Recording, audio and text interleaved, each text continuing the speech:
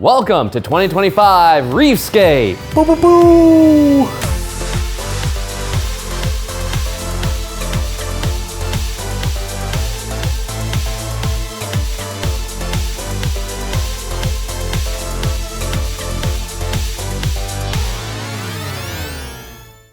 As you design your robot to meet the challenges of this game, remember, you're not just trying to win every match, you're trying to become one of the top ranked teams at the end of the regional. So, there are multiple ways of doing that. One is winning every match gets you 3 ranking points, but you still have left over half of the ranking points on the table if you haven't done more. There are 3 other ranking points for different challenges. There is the autonomous ranking point, the coral ranking point, and the barge ranking point. 6 ranking points total per match. If you get all of them, as many as you can, that'll make you a potential alliance captain at the end of the event. Cycle time is going to be crucial this year. You need to get as many points as possible. You need to have maneuverability. We'll talk more about that later on, but don't think about sheer speed this year. We're going to keep talking about that over and over and over in this video, but it's important. Cycle time, cycle time, cycle time. Let's start off with the basics, drivetrains.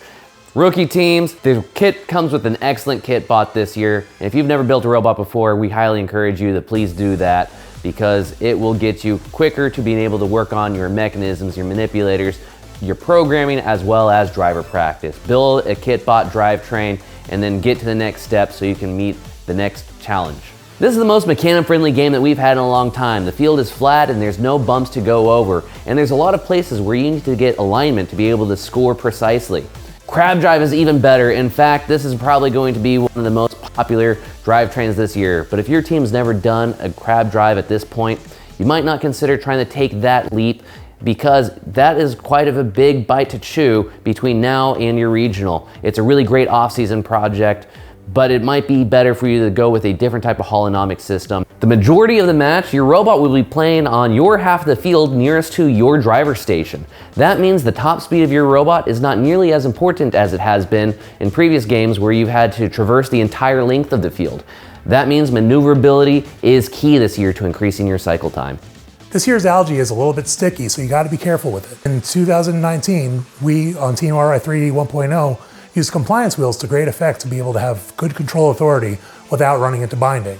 In 2008, Team 1902 used passive wheels on one side with powered wheels on the other side so that the ball could rotate around without getting caught.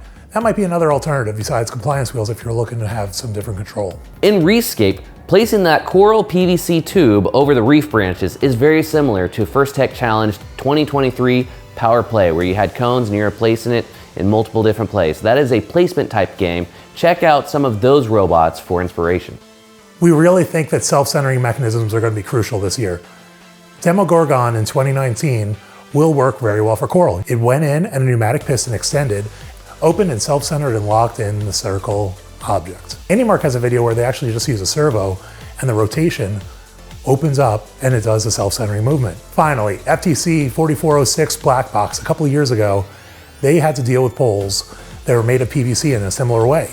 They just used wheels and then guides along the side that were passive to allow it to self-center. When you're grabbing onto the cage, you're going to want some sort of self-centering mechanism to make sure that you can grab onto it very quickly, because in the end game, there's not a lot of time left. So grab onto it and figure out how to center it so you can lift yourself up and get to that next step of getting off the ground. We're going to send it over to our buddy AJ for some more info.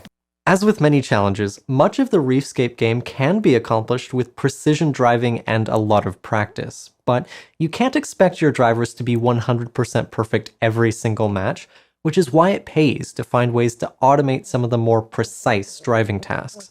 For example, think about scoring coral on the reef. This requires precision alignment around a game element that may block your view depending on your driver station.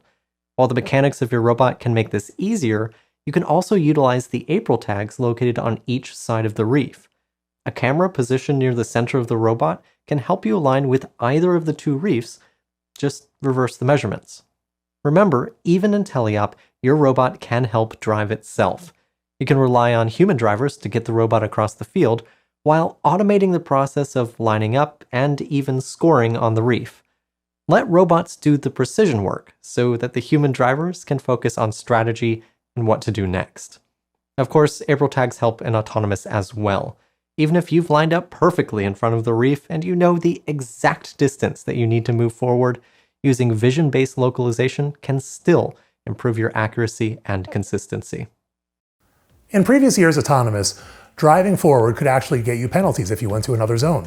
This year, there are no penalty areas if you just drive straight forward. There's also the A-stop that you can use if your robot goes out of control. Because of ranking points, we heavily encourage teams to spend time just scoring in level 1 of the reef every single time. In later competitions and at the championships, we're thinking we're going to see teams manipulating both the coral and algae at the same time.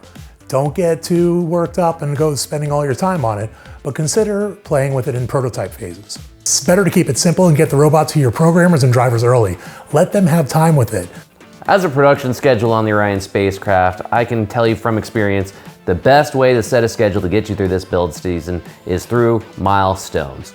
You gotta set goals for you each week, so that way you can get to the main goal of having a completed robot and get it to a competition. Here on Robot in 3 Days, we always live by the mantra, cheap, fast, or good, pick 2. All right, guys, we'll see you at the competitions.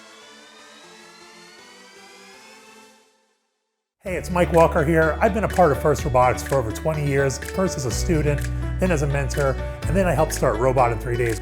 I'm excited to announce that I'm going to be starting a new channel where we explore creative solutions to various challenges, past, present, and future. It's going to be everything from nature to space to you name it. Come join us. It should be a lot of fun. The first video will be up in the next couple of weeks. See you soon.